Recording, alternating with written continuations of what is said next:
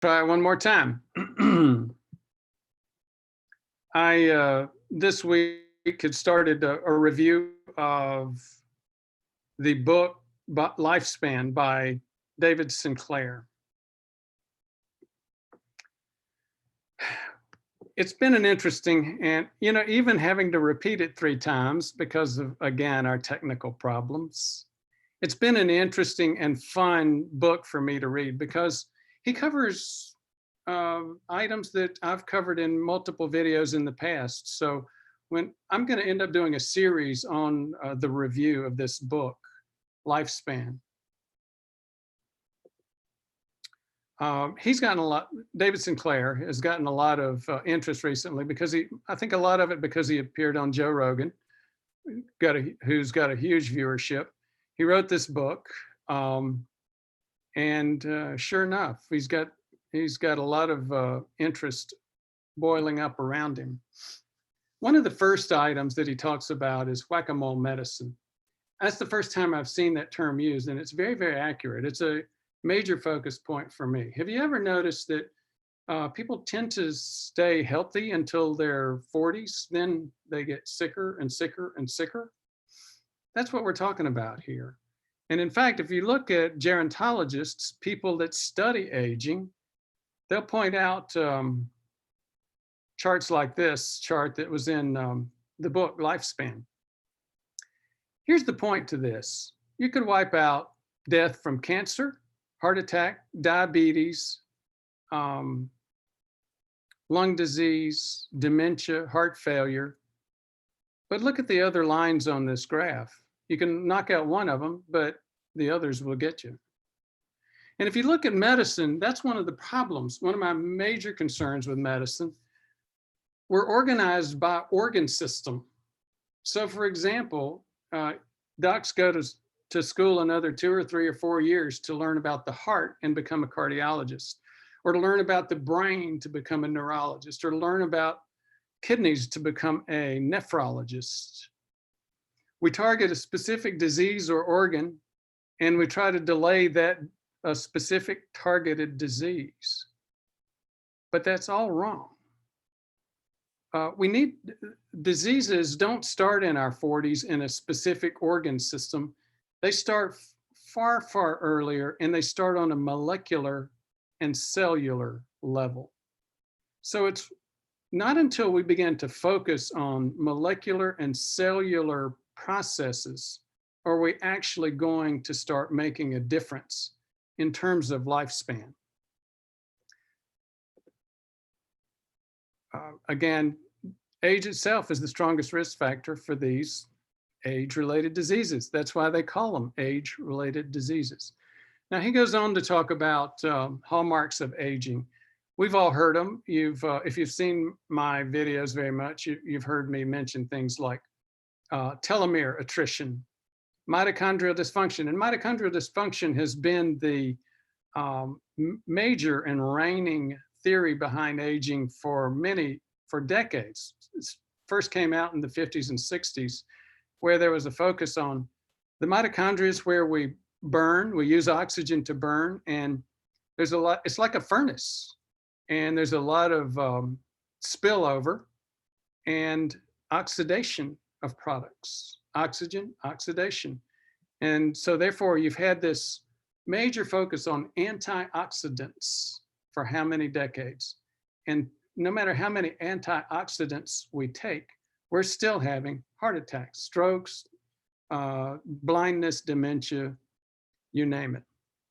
Cellular senescence. This is a big deal, especially in terms of fat. If you remember my recent video on the secret life of fat cells in and of themselves are more of they're not just storage, they create hormones.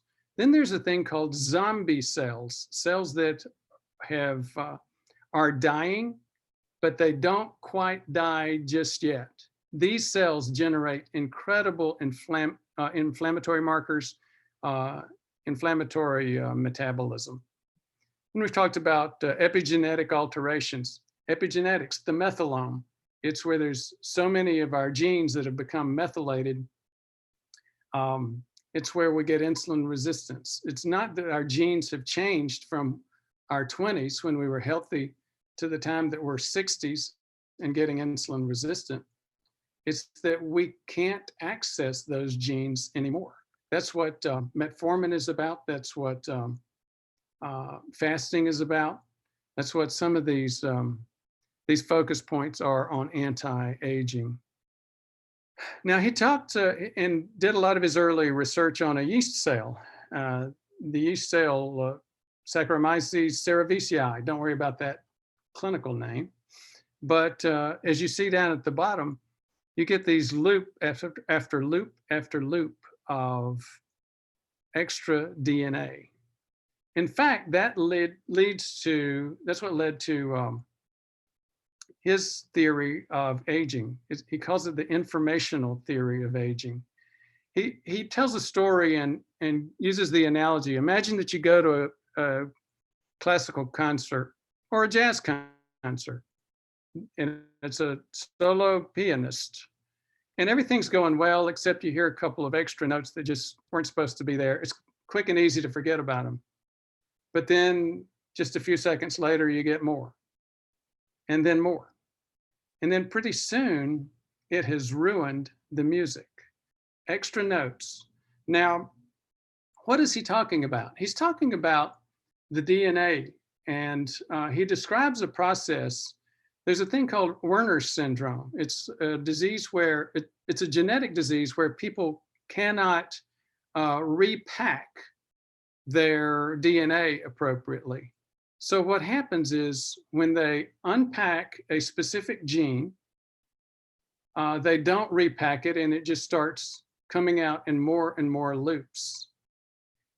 He described the process as looking like tight yarn that came tightly wound in a bag, but then a cat or something clawed holes in the plastic bag, and then you get loop after loop after loop of DNA coming out. These Werner syndrome patients, by the way, look fine under age 10, but once they start getting 20, they look like they're 50 or 60, and they typically die in their 40s. So it's a process where aging is just going way too quickly. The first few minutes on my one of my silent presentations, we were talking about metformin and DNA. This is Nir Barzilai, the principal investigator of metformin, the metformin trial TAME. We'll talk about that later in one of the other videos. This is a picture of David Sinclair. And for those of you who hate the idea of caloric restriction still is effective. Roy Walford, who was in that project out in the desert in Arizona, was right. If we decrease our overall caloric intake, we will decrease our aging process. His student, Dr. Valter Longo, has done some things to help make an easy button for fasting and decreasing that caloric intake. It's called fasting mimicking diet, or Prolon. So, Gabby, thank you for attending, and thank you for making us aware that we had another technical problem. Loretta Dillingham, good morning. I've been checked in, but couldn't find you, and now I have. Happy to be here, Dr. B. Thank you very much for joining us, Loretta. And I am going to see if I can move this slide deck back over. We had a problem with shares here. Great. Now, Loretta Dillingham, this is a very interesting topic to me. I'm interested in signaling molecules. Well, it's a very interesting topic to me as well.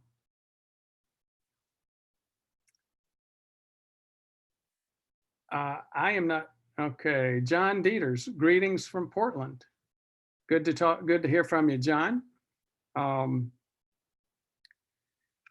Again, we had another technical problem. This time had to do with restarting the program and coming in silent for a few minutes.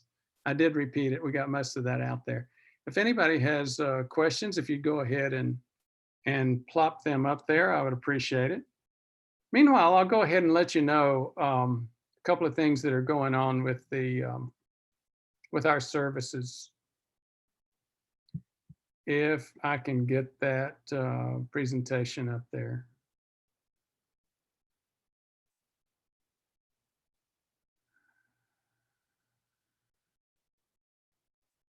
Again, I had all these up and ready, and when we had that problem, let me just tell you, let me just give you verbally some of the things that are going on. The membership website is going well. We're improving our abilities to provide services there. We're providing more and more free services on that membership website. If you haven't been there, it's easy to get there. I'll show you real quick how to get there. Go to preventable.com, then go to membership login, and it will ask you, if you haven't signed up already, it'll ask you to sign up for a free membership. Now, one of the things that I wanted to cover tonight was the webinars. Folks don't understand the webinars, and it's our fault. We don't have a lot of advertising out there yet. Let me compare webinars to the pricing on our services. So our least expensive service is like $9.90. And I realize that's expensive. That's why we've worked on trying to provide courses, free videos, etc.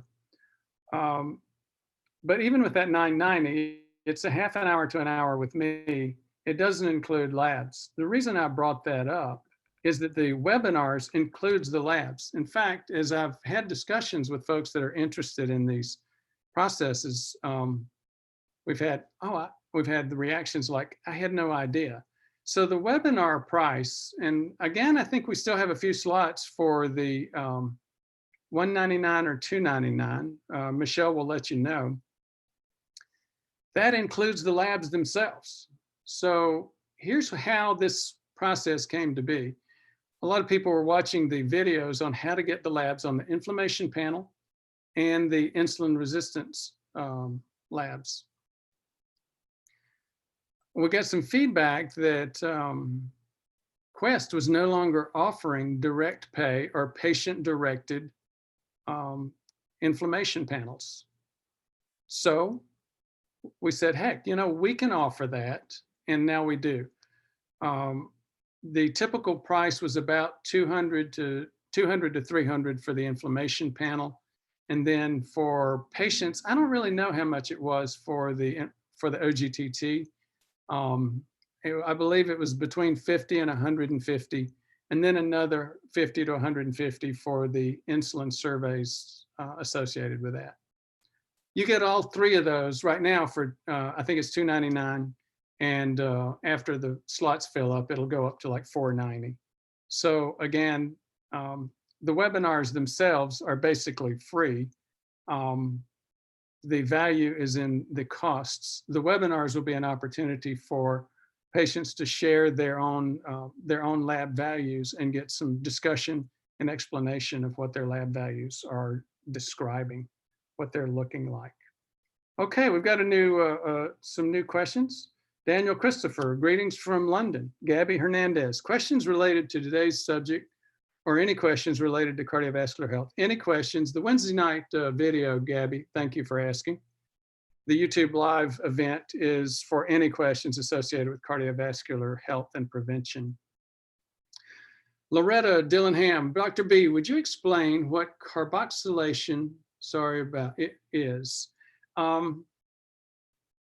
Loretta, carboxylation is, you're asking about where that's a big issue is vitamin K2.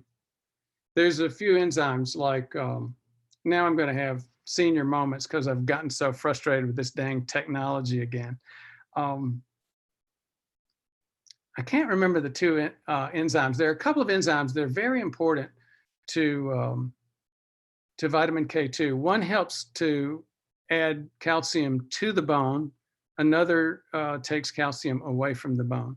Neither one of those enzymes work very well unless they're carboxylated. So vitamin K2 is involved in carboxylating those enzymes. What is carboxylation? Again, it's a medical technical term. A carboxyl group is a carbon with two oxygens attached to it. And all it's doing is adding, that carboxyl group to those two enzymes. Once it does, it changes the enzymes are proteins, and it changes the configuration of the protein so it can now start working and removing calcium from an artery wall, for example, or other tissue, and deposit that calcium in a bone area. Now, sometime after I calm down, I'm going to remember which two enzymes that I was talking about on K2. If you have curiosity, you can go back and look up the K2 series we just did. They've been publishing over the past couple of weeks. John Dieters. Dr. B, after 3 months on low-dose Crestor, I had a good result lowering cholesterol and LDL by 100 points. Wow, congratulations, that's exciting. My high sensitivity CRP went up from 1 to 2.3. Concern? I'm rarely concerned about CRP. Folks that do know about inflammation, most of them, and that's not a lot of folks, most of them mostly focus on CRP. CRP is a C-reactive protein. It's a protein made by the liver, and it's got way too many false positives. We could give 100 people a flu vaccine today. 2 days from now, 60 of them would have a positive CRP. So what do? We look at a panel of tests. One is involving myeloperoxidase, another one is LPPLA2. Those are both enzymes released by your own immune system as your immune system attacks and liquefies that plaque. The most important inflammatory test is microalbumin creatinine ratio. Here's what that is. That's looking at the amount of protein that you're spilling through your kidneys. You see, each kidney is about 1 million filters. And a filter is a membrane where you're pushing fluid through it. The membrane in this case is the intima, that critical lining of your artery wall. The fluid is your blood and the plasma going through it. The most common thing, the marker that we're looking at is albumin. So microalbumin creatinine ratio. The creatinine just tells us, it helps us adjust the numbers that we see and the amount of albumin for the level of dehydration. Here's the thing. If you get a microalbumin creatinine ratio of 30 or greater, it indicates full-blown kidney disease. And that's usually all the lab will tell you. But we know, in terms of cardiovascular inflammation, that when you get a level over 6 to 8 if you're a man, or 16 if you're a woman, you probably have inflammation. You have dysfunction of that intimal layer. What's the most common cause of that? Well, cigarette smoking can cause it. Inflammatory diseases like rheumatoid arthritis, but by far the most common cause is insulin resistance. When the glycocalyx is made up it's the hairy inner lining of the intima, and glyco means glucose. So it's made up mostly of glucose with some protein in it, and it gets damaged after just a few hours of blood sugar over 140, 180, 200. So those of us who walk around with a blood sugar of 180 for hours are just, it's like, if you look at photomicrographs, it's like taking a lawnmower to grass. It wipes out huge portions of that glycocalyx. By the way, John, why don't you get the inflammation course? Less than 2 hours, less than $30, you can figure the whole thing out, understand why I'm not quite so worried about CRP, but I'd be more worried about those other tests. Rob T07, good evening, Doc. What was that slide that popped up and said, nicotinamide riboside, and I missed the rest of it. I'm working on a series of decks for the upcoming Louisville event, and that one is on supplementation. So it talks about different types of supplement. As you know, NAD plus is part of the Krebs cycle, part of oxidative phosphorylation. Don't worry about that. That's what that is what the mitochondria do. Niacin is the N in NAD. It's also niacin or niacinamide is part of NAD. It's part of NMN, which is David Sinclair's most recent supplement for anti-aging. Again, there's continued research around niacin, NMN, nicotinamide riboside, NAD positive. So hope that helps answer the question. And again, we'll be covering that. I've got videos on it. You can take a look. They're free, and we'll be covering that some at the upcoming event. Loretta Dillingham, thank you. Yes, I did watch it. Okay. So Gabby Hernandez, what does it mean to have high levels of 11-DH-TXB2 over creatinine? I don't know. That's not a space where I've been, Gabby, or at least it's not ringing any bells for me. Loretta Dillingham, osteoblasts and osteoclasts. Actually, thank you for the reminder. The name of one of those enzymes that I was thinking about earlier on K2 is osteocalcin. I think that is the one that actually adds calcium back into the bone. Those, the function of those enzymes, by the way, is very much, or dysfunction is very much related to insulin resistance. So, Rob T07, thanks. I'm supplementing with NR, nicotinamide riboside. I hope keep us posted on that. I hope it works well for you. I did that for a while. I'm back to plain old niacin right now. I have done some NR. I've done some NMN. And this week, after reading Lifespan by David Sinclair, I went back to NMN. So guys, thank you very much for your interest and attention. If anybody has anything else, please go ahead and pop that question out now. I have, again, had another frustrating evening with technology. We got everything up and rolling. We practiced it. Michelle and Clyde did good work getting ready for it. I had to come in and go back out, come in again. On the second time I came in, I didn't realize that I had not gone off of mute. So again, thank you for your patience. Okay, Daniel Christopher, why does insulin resistance go down with weight loss? That's a really good question. If you've seen my video or other videos on the secret life of fat cells, you'll realize that fat cells in and of themselves are not just places for storage of fat.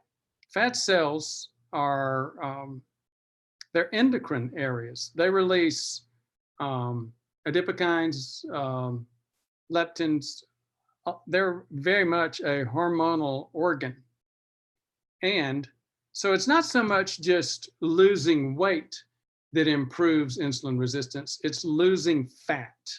And specifically those fat cells that are releasing the inflammagens, the adipokines.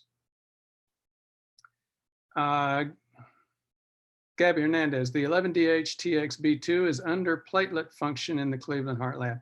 Again, Gabby, it's not something that I have focused on. John Dieters, thank you very much. Okay, and thank you guys again for your patience tonight and your interest. I am going to sign out.